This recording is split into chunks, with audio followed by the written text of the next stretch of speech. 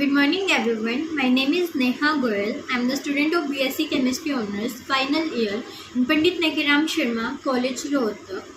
Today in this video I am going to make a presentation on the topic polymers. In this video I am going to discuss what are polymers and their classifications.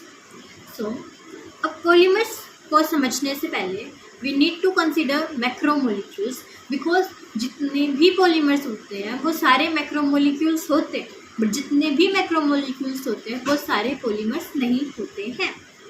Okay, तो start करते हैं. Generally in chemistry we use a number of organic molecules which having a 30 to 40 carbon forming a chain, but there is no restriction on a formation of a molecules having 1,000 of carbon atoms in their structure. These high molecular mass compounds are called as macromolecules or polymers. तो जिन compounds का higher molecular mass होता है उनको हम क्या कहते हैं, polymers कहते हैं या फिर मैक्रोमोलिक्यूल्स कहते हैं. तो यहाँ पर हाई मोलिकुलर मास का जब भी यूज़ होगा वो क्या तो मैक्रोमोलिक्यूल्स होंगे या पॉलीमर्स होंगे. बट हमें पता है जितने भी पॉलीमर्स होते हैं वो सारे मैक्रोमोलिक्यूल्स होते हैं. तो मैक्रोमोलिक्यूल्स पॉलीमर हो इसके लिए कुछ और कंडीशंस भी सेटिस्फाई होनी ज़रूरी है. तो वो देखते हैं. अब हम the word polymer is derived from two Greek words poly or mer. Now poly means many or numerous and mer means unit, यानी polymer means many units. Definition के थ्रू बात करते हैं. Polymer are the higher molecular mass substance consist of a very large number of simple structure units joined together through covalent bond in a regular fashion. Okay, तो polymer क्या होता है? जिन substance के पास high molecular mass होगा, सबसे पहली condition unit. दूसरी, जितनी भी स्मॉलेस्ट यूनिट है, जो उसमें स्मॉलेस्ट यूनिट है ना वो कलेक्टिवली रिपीट होनी चाहिए, एक के बाद एक रिपीट होनी चाहिए. और जितनी वो यूनिट्स है ना वो सारी कोवेलेंट बॉन्ड के थ्रू अटैच होनी चाहिए, तब वो हमारा पॉलीमर कहलाएगा. जैसे कि आप देखते हो मोतियों की जो माला होती है उसमें जो सबसे स्मॉलेस्ट यूनिट होती है वो क्या, एक मोती होता है.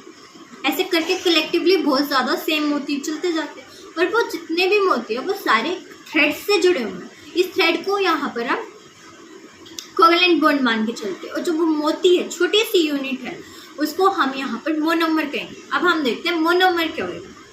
The simple molecule by repeating of which a polymer is obtained is called monomer. यानी कि जो छोटे से छोटी यूनिट जिसको रिपीट करने के बाद हमारा पॉलीमर बना उसे हम मोनोमर कहेंगे. अब जैसे मैंने मोतियों की माला का एग्जाम्पल लिया, उसमें जो मोती है वो सबसे छोटी यूनिट है जो रिपीट हो रहे हैं.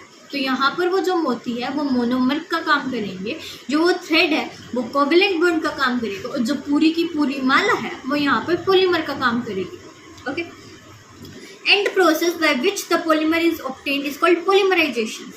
जेशन मतलब हमें पता है प्रोसेस. तो जिस भी प्रोसेस के थ्रू पॉलीमर ऑब्टेन्ड हो रहे हैं उस प्रोसेस को मैंने नाम दे दिया पॉलीमराइजेशन. तो हमने यहाँ पर क्या पढ़ा, पॉलीमर्स क्या होते हैं, हाईएस्ट मोलिकुलर मास होते हैं जो सिंपल छोटी से छोटी यूनिट को रिपीट करने से बनते हैं, और इन यूनिट्स के बीच में कोवेलेंट बॉन्ड होता है, उसे हम पॉलीमर कहते हैं. जितने भी मैक्रोमोलिक्यूल्स होते हैं वो सारे पॉलीमर्स हो ये ज़रूरी नहीं है, जितने पॉलीमर्स होते हैं वो मैक्रोमोलिक्यूल्स होते हैं. एग्जाम्पल के थ्रू देखते हैं. कार्बोहाइड्रेट एक मैक्रोमोलिक्यूल बट वो एक पॉलीमर नहीं है. न्यूक्लिक एसिड सेम, वो एक मैक्रोमोलिक्यूल है बट वो पॉलीमर नहीं है. प्रोटीन मैक्रोमोलिक्यूल भी है और पॉलीमर भी है. ओके, जैसे कि आप ये डायग्राम देख सकते हो, यहाँ पर मैंने एग्जांपल ले लिया इथाइलिन का. Ethylene, ethyl. अब ये जितने भी है ये इथाइलिन की यूनिट को रिपीट करके बने, यानी यहाँ पर ये जो इथाइलिन है वो मोनोमर का काम कर रहे हैं. ये कलेक्टिवली जितने भी इथाइलिन है वो एक दूसरे से बॉन्ड के थ्रू अटैच्ड है, और जब ये सारे कलेक्टिवली मिल जाते हैं उन्हें हम पॉली इथाइलिन कहते हैं. ठीक है, ऐसे ही यहाँ पर ये सारी यूनिट्स कलेक्टिवली फॉर्म होके एक, देखो यहाँ पर ये जो सिंगल यूनिट है वो रिपीट हो रही है, बार बार रिपीट हो रही है, तब जाके हमें एक पॉलीमर मिल रहा है. ऐसे ही इसमें ये जो यूनिट है वो रिपीट हो रही है, तो repetition of a smallest unit is called polymer with the highest molecular mass. अब हम देखेंगे क्लासिफिकेशन ऑफ पॉलीमर. जो पॉलीमर है उन्हें हम कई तरीके से क्लासीफाई करते हैं. तो सबसे पहले हम देखेंगे classification based on the source, यानी कि हम पॉलीमर्स को कैसे ऑब्टेन कर रहे हैं उसके थ्रू हम समझेंगे कि वो कितने प्रकार के हो सकते हैं. सबसे पहले तो हम जानते ही हैं, जब हम सोर्स की बात करते हैं, एक तो हम नेचुरल लेके चलते हैं और एक सिंथेटिक लेके चलते हैं। ओके, नेचुरल यानी जिसको हम यूँ कहते हैं जो प्लांट एनिमल से मिलते हैं। सिंथेटिक यानी जिसको हमने खुद ने बनाया, ह्यूमंस ने बनाया है, ताकि हम हमारी नेसेसिटीज़ को पूरा कर सकें। ओके, बट यहाँ पर नेचुरल और सिंथेटिक के साथ एक सेमी सिंथेटिक भी आता है। सेमी सिंथेटिक क्या होगा, जो हमें ऑब्टेन तो नेचुरली हुआ है बट हमने उसको मॉडिफाई कर दिया अपने नीड्स के अकॉर्डिंग, तब हम उसे सेमी सिंथेटिक कहें। तो सबसे पहले हम देखेंगे नेचुरल पॉलीमर्स क्या होता है। नेचुरल यानी नेचर, नेचर में क्या क्या प्रेजेंट है, प्लांट्स और एनिमल्स, यानी कि जो पॉलीमर्स हमें प्लांट्स के थ्रू और एनिमल्स के थ्रू ऑब्टेन हुआ है उसे हम नेचुरल पॉलीमर कहेंगे। So, the easiest way to classify polymers is their source of origin. Natural polymers are polymers which occur in nature and are existing in natural source like plants and animals. Now, some common examples are proteins which are found in humans and animals alike, cellulose and starch which are found in plants, or rubber which we harvest from the latex of a tropical plant. So, these are some examples of natural polymers. Proteins, cellulose, starch, rubber, etc. So, synthetic polymers. Synthetic polymers are polymers which humans can artificially create or synthesize in a lab. These are commercially produced by industries for human necessities. ये सिर्फ हमारी human needs को पूरा करने के लिए बनाए जाते हैं. Some commonly produced polymers which are used day by day are polyethylene, a mass-produced plastic which we use in packaging. जो हम पॉलीथीन देखते हैं वो एग्जाम्पल तो एक पॉलीमर का ही है, बट क्या नेचर ने हमें वो दिया? नहीं, हमने खुद ने पॉलीथीन का इन्वेंशन किया ताकि हम सामान को इजीली एक प्लेस से दूसरे प्लेस पर कैरी कर सके हाथों में। या फिर nylon fibres commonly use in our clothes, fishing nets etcetera, जो हम मछली पकड़ने के लिए नेट का यूज़ करते हैं, वो भी एक एग्जांपल है पॉलीमर के लिए। वो नेचर ने थोड़ी ना दिया ताकि हम फिश पकड़ सके आसानी से, तभी तो हमने उस नेट का डिस्कवर किया। यानी कि इसमें भी हम अपनी नीड्स को सेटिस्फाई कर रहे हैं, इसलिए हम इसको सिंथेटिक पॉलीमर्स के अंडर डाल रहे हैं। सेमी सिंथेटिक यानी कि जो प्रोवाइड तो नेचर ने किया बट हमने उसको मॉडिफाई किया। Example, semi-synthetic polymers are polymers obtained by making modification in natural polymers artificially in a lab. These polymers formed by chemical reaction in a controlled environment and are of commercial importance. Example, vulcanized rubber.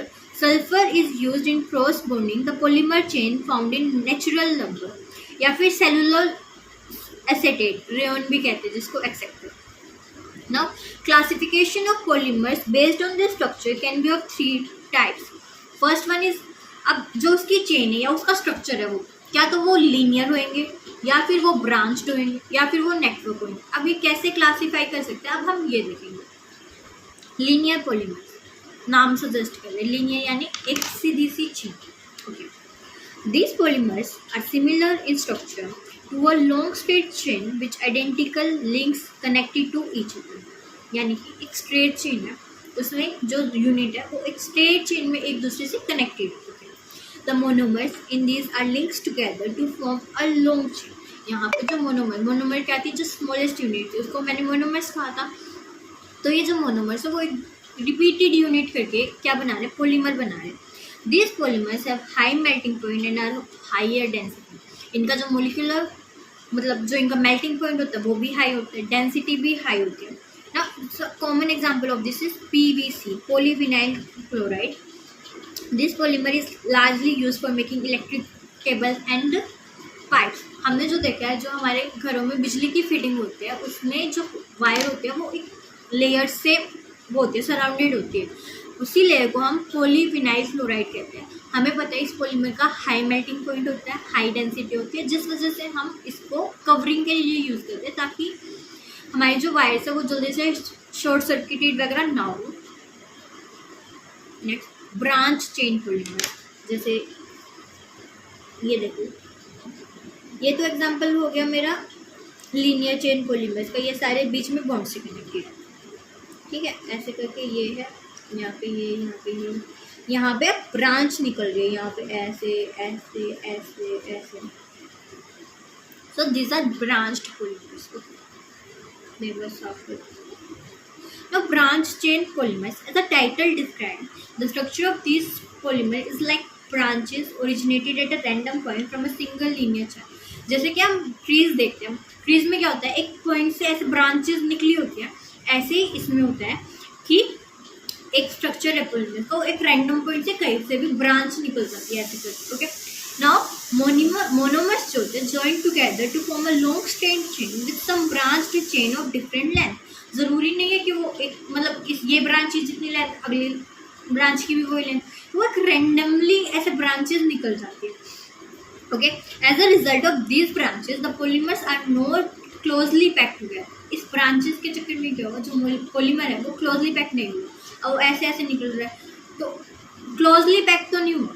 They are of low density having low melting point, जिसकी वजह से इनकी density लो होती है, melting point भी low. Okay, now crossed link or network polymers. In this type of polymers, monomers are linked together to form a 3D structure. Branch में 2D निकल, अब इसमें क्या, कोई कहीं से जाके ज्वाइन हो रहा है, कोई कहीं से, जैसे नेटवर्क नहीं बन जाता वैसे. Okay. In this types of polymers, monomers are linked together to form a 3D network. The monomers contains strong covalent bond as they are composed of bifunctional and trifunctional in nature. These polymers are brittle and hard. ये hard होते हैं और brittle होते हैं nature में. Example Bakelite used in electrical insulators और melamine etcetera.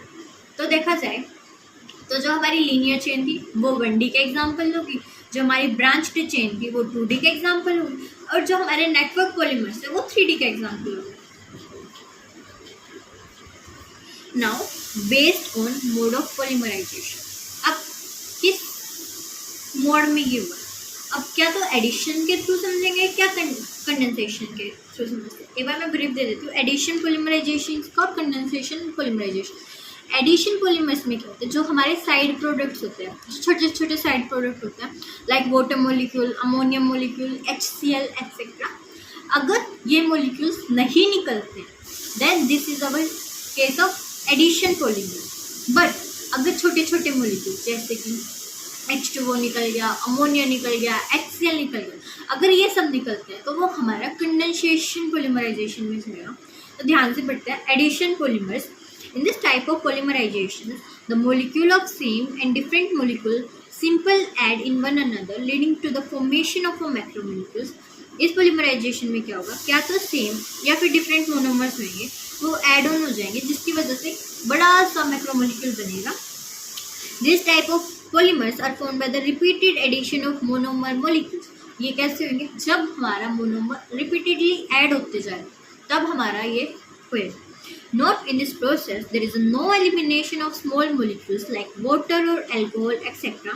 No byproduct of the process.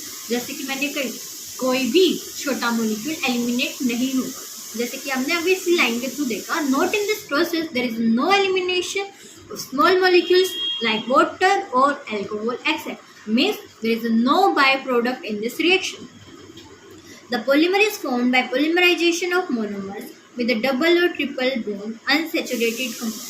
अब ये जो होता है वो बेसिकली उन कंपाउंड्स में होता है जिसमें हमारे पास अनसेचुरेटेड कंपाउंड्स हो, जैसे कि जिसमें ऑलरेडी डबली बॉन्डेड हो या ट्रिपली बॉन्डेड हो, तभी तो मैं जाके ऐड करूँगी ना. They are also called as chain growth polymers since they are formed by the successive addition of a monomers to a growing chain carrying a reactive intermediate such as free radical, carbocation, anion. इन्हें chain growth polymers भी कहा जाता है क्योंकि यहाँ पर addition होता जा रहा है हमारी सिंपल सी चेन के अंदर. Addition polymers always have their empirical formula same as their monomer. जो मोनोमर्स का फॉर्मूला होता है वो ही हमारा जो इसका पॉलीमर का एम्पेरिकल फॉर्मूला होगा वो होगा. एग्जाम्पल के थ्रू देखो CH2 double bond CH2 unsaturated compound है, इथीन का मॉलिक्यूल है. अब जो इसका पॉलीमर होगा वो कुछ ऐसा होगा CH2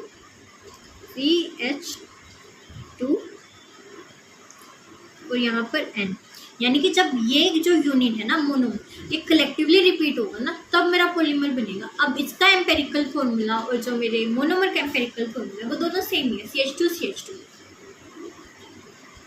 condensation polymers. These polymers are formed by the combination of monomers with the elimination of small molecules like water, alcohol, ammonia, carbon dioxide, hydrogen colloid, etcetera. मैंने कहा था वो पॉलीमर जिसमें एलिमिनेशन होगा साइड प्रोडक्ट का, जो छोटे छोटे प्रोडक्ट्स होते हैं एलिमिनेट हो जाएंगे, जैसे वाटर का, अमोनिया का, हाइड्रोक्लोराइड एसिड का, उसे यहाँ पर हम कंडेंसेशन पॉलीमर के अंदर इंक्लूड करेंगे। And form of polymer does not have the same repeating unit. The monomer in this type of condensation reactions are bifunctional or trifunctional in nature. These polymers are also called as the step growth polymers since they are formed by a stepwise polymer. इसे step growth बोलते हैं, उसको chain growth बोलते हैं। A common example is the polymerization of hexamethyl diamine and adipic acids to give nylon 66, where molecules of waters are eliminated in this process. यहाँ दो different molecules आएंगे और वो कंबाइन होंगे, एक मोनोमर बनाएंगे और फिर वो मोनोमर रिपीट होता जाएगा to give us the product. Example, nylon 66 is the best example of this condensation polymers. Classification based on molecular forces. Intramolecular forces are the forces that holds atoms together within a molecule. Intramolecular अब जो होता है classification based on molecular force, जो different polymers होते हैं वो join हो रहे टुगेदर के, हमें पता है वो किसी ना किसी फोर्स से ज्वाइन हो, उनके बीच में कोई ना कोई बॉन्ड प्रेजेंट होता है। अब यहाँ पर जिस फोर्स की बात होगी, हमारे पास दो तरीके के होते हैं, इंट्रामोलिकुलर और इंटरमोलिकुलर फोर्सेस। इंट्रामोलिकुलर फोर्सेस जैसे कि आपने सुना भी होगा, हम बोलते हैं इंट्रा हाउस कंपटीशन और inter house competition in schools. तो इंटर में क्या होता है, डिफरेंट स्कूल्स के हाउसेज आते हैं और वो पार्टिसिपेट करते हैं। इंट्रा में क्या होता है, एक ही स्कूल के जो डिफरेंट हाउसेज है वो पार्टिसिपेट करते हैं। Similarly in this case intra forces की बात करेंगे तो जो मॉलिक्यूल है उसके विदिन द, उसके अंदर के ही फोर्सेस की बात कर रहे हैं हम, कंपाउंड के अंदर के फोर्सेस के बारे में। बट इंटर की बात करेंगे तो हम बाहर का जो एटम है, अलग से जो एटम होगा उसके साथ उसके फोर्स को देखेंगे। यहाँ पर जो फोर्स का होगा वो हम इंट्रामोलिकुलर फोर्सेस को लेके चलेंगे। Intramolecular forces are the forces that holds atom together within the molecule. In polymers strong covalent bonds join atoms to each other in individual polymer molecules. तो यहाँ पे ये लिखा गया है, इंट्रामोलिकुलर फोर्सेस वो फोर्सेस होते हैं जो एटम्स को होल्ड करते हैं एक ही मॉलिक्यूल के अंदर। In polymers strong covalent bond joins atoms to each other. हमें पता है पॉलीमर्स के अंदर जो स्ट्रॉन्ग कोवेलेंट बॉन्ड्स होते हैं वो एटम्स को एक दूसरे के साथ ज्वाइन करते हैं इन individual polymer molecule. Note that the properties exhibited by solid materials like polymers depend largely on the strength of the forces between these molecules. अब जो भी इसकी प्रॉपर्टीज होती है पॉलीमर्स की, वो डिपेंड करेगी जो इनके बीच के फोर्सेस का स्ट्रेंथ है, उसके नेचर पे, कितना स्ट्रेंथफुली हमने वो बनाया। क्योंकि देखो हम सॉलिड लिक्विड गैस की फॉर्म की बात करते हैं तो मॉलिक्यूल्स कितने टाइटली एक दूसरे के साथ अटैच्ड है वो ही तो हमें डिफाइन करेगा कि वो सॉलिड होएगा, लिक्विड होएगा या gaseous. Similarly in this cases जो हमारे पॉलीमर्स है उनका स्ट्रेंथ कैसी है, वो सॉलिड की तरह बिहेव करेंगे, सेमी सॉलिड की तरह बिहेव करेंगे, कि वो किस तरीके से बिहेव करेंगे अब हम वो देखेंगे। इलास्टोमर्स, इसमें पहली क्लासिफिकेशंस आती है elastomers. Elastomers are rubber like solid polymers that are elastic in nature. Elastomer, elastic word तो सुना होता है, ऐसे खींच के वो वापस अपनी शेप को वो कर लेते हैं, रिगेन कर लेते हैं। Elastomers are rubber like solid polymers that are elastic in nature. Solid polymers होते हैं जिनका नेचर क्या होता है, इलास्टिक नेचर के होते हैं। When we say elastic we basically mean that the polymer can be easily stretched by applying a little force. यानी कि हम थोड़ा सा भी फोर्स लगाएंगे तो जैसे इलास्टिक रबर बैंड है तो वो खिंच जाता है, वो ऐसे ही स्ट्रेच्ड हो जाएगा। The most common example of this can be seen in rubber bands or hair bands.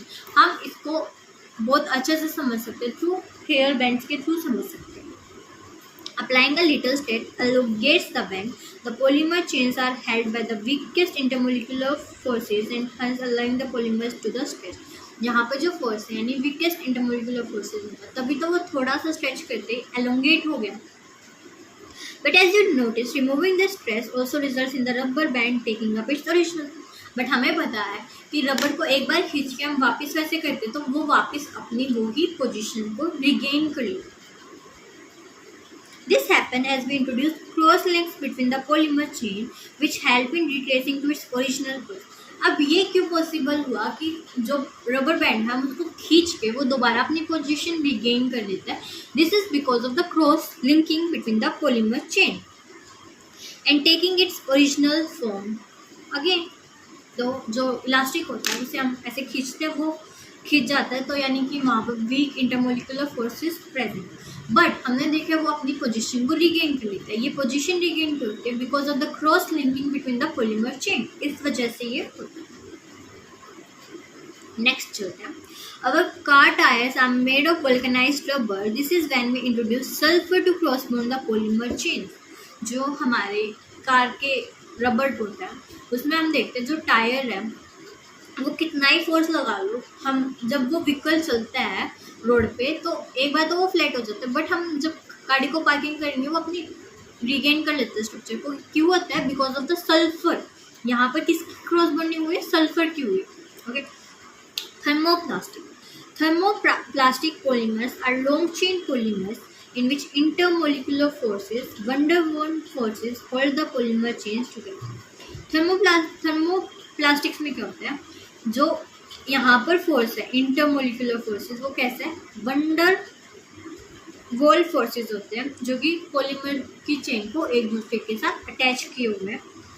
This polymers when heated are soft, जब इन्हें हीट करेंगे ये सॉफ्ट हो जाएंगे, thick fluid like and harden when they are allowed to cool down forming a hard. जब हम इन्हें heat करेंगे तब तो ये सॉफ्ट बन जाएंगे, बट जैसे ही हम इनको कूल डाउन करेंगे ये वापस से हार्ड हो जाएंगे। They do not contain any cross bone and can be easily shaped by heating and using would. इनके बीच में कोई भी क्रॉस लिंकिंग नहीं होती, जैसे कि हमारे इलास्टो वाले में थे। एक मिनट, यहाँ पे जो इलास्टोमर्स थी यहाँ पर क्या थी? क्रॉस लिंकिंग थी, बट जो हमारे थर्मोप्लास्टिक है उसमें ऐसी भी कोई भी क्रॉस लिंकिंग नहीं होती। जब हम उसे हीट करेंगे तब वो मेल्ट हो जाएंगे और हम उसे किसी भी शेप में कन्वर्ट कर सकते हैं या मोल्ड कर सकते हैं। जैसे कि एग्जांपल के थ्रू पे हम देख सकते हैं पॉलीस्टाइरीन और PVC which is used for making pipes. Thermosetting. Thermosetting plastics are polymer which are semi-fluid in nature with the low molecular masses. अब इनका नेचर क्या होता है? semi-fluid नेचर क्या होता है? With the low molecular masses, when heated, they start cross-linking between the polymer chain, hence becoming hard and influid. फिर से देखते हैं, थर्मोसेटिंग जो प्लास्टिक होते हैं वो पॉलीमर होते हैं जो कि सेमी-फ्लूइड नेचर के होते हैं, जिनका मोलिकुलर मासेस कम होता है। When heated, they start cross-linking. जब इन्हें हीट करेंगे तब वो क्रॉस लिंकिंग को शो करेंगे between polymer chains and has becoming hard and infusible. यहाँ पर क्या होगा? हीट करने के बाद ये क्रॉस लिंकिंग को फॉर्म करेंगे और हार्ड हो जाएंगे नेचर में। यानी कि इलास्टो वाले में क्या था? वो क्रॉस लिंकिंग फॉर्म होती है उनके अंदर, बट थर्मो वाले में क्या था कि उसमें क्रॉस लिंकिंग फॉर्म नहीं होती है, उसमें हम इजीली मेल्ट करके उनको क्या कर सकते हैं? मोल्ड कर सकते हैं। बट थर्मोसेटिंग में क्या होता है? जब हम इन्हें हीट करेंगे तब क्रॉस लिंकिंग आएगी। फाइबर्स के बारे में देख लेते हैं। In the classification of polymers, these are a class of polymers which are a thread like nature and can easily be woven. Fibres धागे जैसे नहीं, तो फाइबर्स की ग्रोथ होते हैं ऐसे करके। In the classification of polymer, these are a class of polymer which are thread like in nature. जैसे छोटे छोटे धागे होते हैं वैसा इनका नेचर होता है, जैसे कि नाम में सजेस्ट कर रहे हैं fibre. And can easily B woven, हम इन्हें ईजिली वूवन कर सकते हैं। वूवन मतलब जैसे हम स्वेटर नहीं पहनते उनके, जो हमारे दादी नानी ऐसे सिलती है, वूवन मतलब एक तरीके से ऐसे है। They have strong intermolecular forces between the chain, giving them less elasticity and high tensile strength. जो इनके फोर्सेस होते हैं ना, इंटरमोलिकुलर फोर्सेस चेन के अंदर, वो क्या होता है? उनको लेस इलास्टिसिटी देते हैं और हाई टेंसाइल स्ट्रेंथ देते हैं। मतलब इनकी इलास्टिसिटी तो कम है बट इनकी जो टेंसाइल स्ट्रेंथ है वो ज़्यादा होती है। द इंटरमोलिकुलर फोर्सेस में भी हाइड्रोजन बॉन्ड्स और डाइपोल डाइपोल इंटरेक्शन। अब यहाँ पर जो इंटरेक्शन है वो कैसी है? डाइपोल डाइपोल इंटरेक्शन होती है। Fibres have sharp and high melting point, जो इनका मेल्टिंग पॉइंट है वो हाई होता है और शार्प होता है। Biopolymers are polymers which are obtain from living organism. Sorry, fibre का एक कॉमन एग्जांपल क्या है? Nylon 66 which is used in carpets and apparels. जो कारपेट्स और अपैरल्स होते हैं, जो नायलॉन 66 है, वो एक इसका एग्जांपल है फाइबर पॉलीमर्स का। अब फाइबर्स के अलावा देख लेते हैं बायोपॉलीमर्स। बायोपॉलीमर्स क्या होता है? बायो प्लांट्स एनिमल्स, इनके लिए सजेस्ट करते हैं बायो चीज which are obtained from a living organism, यानी कि जो हमें लिविंग ऑर्गेनिज्म से मिलते हैं उन्हें हम यहाँ पर बायोपॉलीमर्स कहते हैं। These are biodegradable and have a very defined structure. ये बायोडिग्रेडेबल होता है। बायोडिग्रेडेबल मतलब क्या होता है? जिन चीज़ों को हम दोबारा से यूज़ कर सकते हैं, वेस्ट होने के बाद हम उससे दोबारा से यूज़ कर सकते हैं, बायोडिग्रेड, या फिर जो इजीली नेचर के अंदर डिग्रेड हो जाए। And very well defined structure, उनका जो स्ट्रक्चर होता है वेरी डिफाइंड होते हैं। Various biomolecules like carbohydrates and proteins are a part of this category. जो बायोमोलिक्यूल्स होते हैं उनका जो बेस्ट एग्जाम्पल्स है वो कार्बोहाइड्रेट्स होते हैं और प्रोटीन्स होते हैं, जो कि हमारे अंदर भी प्रेजेंट होते हैं, कार्बोहाइड्रेट्स और प्रोटीन्स। तो हम जल्दी से इसका ब्रीफ कर लेते हैं। हमने सबसे पहले देखा पॉलीमर्स क्या होते हैं। पॉलीमर्स बेसिकली मैक्रोमोलिक्यूल्स के जैसे ही होते हैं, या जितने भी पॉलीमर्स होते हैं उन सबको हम मैक्रोमोलिक्यूल्स कह सकते हैं, बट मैक्रोमोलिक्यूल्स को हम पॉलीमर्स नहीं कह सकते हैं। पॉलीमर्स कहने के लिए उनके पास हाई मोलिकुलर मास होनी चाहिए, स्मॉलेस्ट यूनिट बार बार रिपीट होनी चाहिए। पॉली का मतलब यहाँ पर क्या होता है? मैनी, और मर का मतलब होता है यूनिट, यानी कि मैनी यूनिट को कलेक्टिवली रिपीट करना है, और उनके बीच में जो बॉन्ड होता है वो कोवेलेंट बॉन्ड होता है। मोनोमर क्या होता है? जो पॉलीमर की सबसे छोटी यूनिट होती है, जिसको रिपीट करने से हमारा पॉलीमर बने, उससे हम मोनोमर कहते हैं। पॉलीमराइजेशन क्या होता है? जो पॉलीमर बनाने की प्रोसेस होती है उसे हम पॉलीमराइजेशन कहते हैं। फिर हमने देखा इस एग्जाम्पल को हमने अच्छे से देखा कि यहाँ पर जो ये यूनिट है सी डबल बॉन्ड, इसमें ये जो छोटी से छोटी यूनिट है इसको कलेक्टिवली रिपीट करके हमने पॉलीमर बनाया। फिर हमने देखा क्लासिफिकेशन ऑफ पॉलीमर्स। सबसे पहले जो क्लासिफिकेशन थी वो क्लासिफिकेशन थी बेस्ड ऑन सोर्स पे। 3 कैटेगरी में हमें इसने डिवाइड किया, नेचुरल पॉलीमर्स, सिंथेटिक पॉलीमर्स और semi synthetic polymers. Natural polymers वो थे जो हमें नेचर के थ्रू मिले थे, जैसे कि ट्रॉपिकल प्लांट में जो रबड़ होता है वो हमें नेचुरली ऑब्टेन्ड होता है।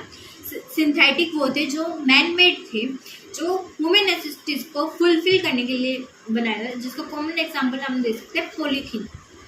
फिर थे semi synthetic fluid. Semi synthetic में क्या था कि जो हमें मिले तो नेचर के द्वारा ही है, बट हमने उस पर कुछ ना कुछ मॉडिफिकेशंस कर दी और उसे और अच्छे से यूज में ले ली, जैसे कि वल्कनाइज्ड रबर। फिर हमने देखा क्लासिफिकेशन किसके बेसिस पर? उनके स्ट्रक्चर के बेसिस पर। 3 तरीके से देखा इसमें भी, linear polymers, branched polymer, cross linked और नेटवर्क पॉलीमर्स।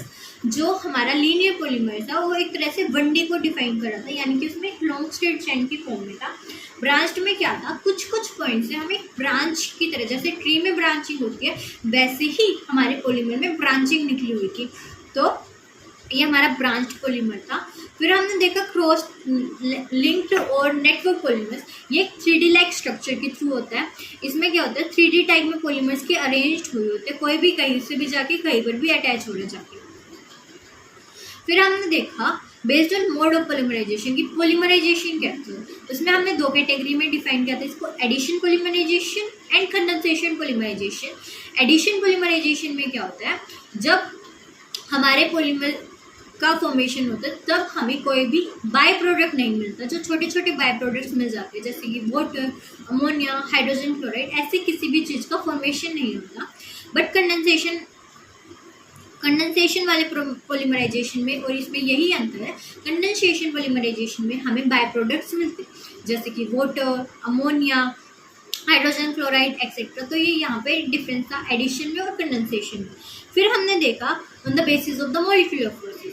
सबसे पहले हमने पढ़ा इलास्टोमर्स, फिर हमने थर्मोप्लास्टिक पढ़ा था, फिर हमने थर्मोसेटिंग पढ़ा था, थर्मोसेटिंग एंड देन फाइबर पढ़ा था। इलास्टोमर्स में क्या होता है? इलास्टिक नेचर का होता है और जो इनके बीच में इंटरमोलिकुलर फोर्स होता है वो वीक होता है। फिर हमने थर्मोप्लास्टिक पढ़ा था, इसमें जो वंडरवॉल फोर्सेस होते हैं इनके बीच में, पॉलीमर्स मोनोमर्स के बीच में जो वंडरवॉल फोर्सेस होते हैं, इस वंडरवॉल फोर्सेस के थ्रू बना था ये। थर्मोसेटिंग में क्या होता है?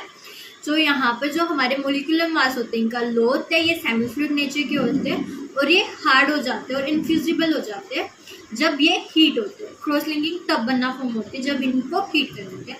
फाइबर्स थ्रेड लाइक होते हैं, वोवन हो जाते हैं और इसका बेस्ट एग्जांपल है नायलॉन 66 जिसको हम कारपेट्स और अपरेल्स में यूज़ करते हैं। फिर हमने लास्ट में देखा था बायोपॉलीमर्स, ये बायोडिग्रेडेबल होते हैं और ये लिविंग ऑर्गेनिज्म के थ्रू ऑब्टेन्ड होते हैं जैसे कि कार्बोहाइड्रेट्स, प्रोटीन्स एक्सेट्रा।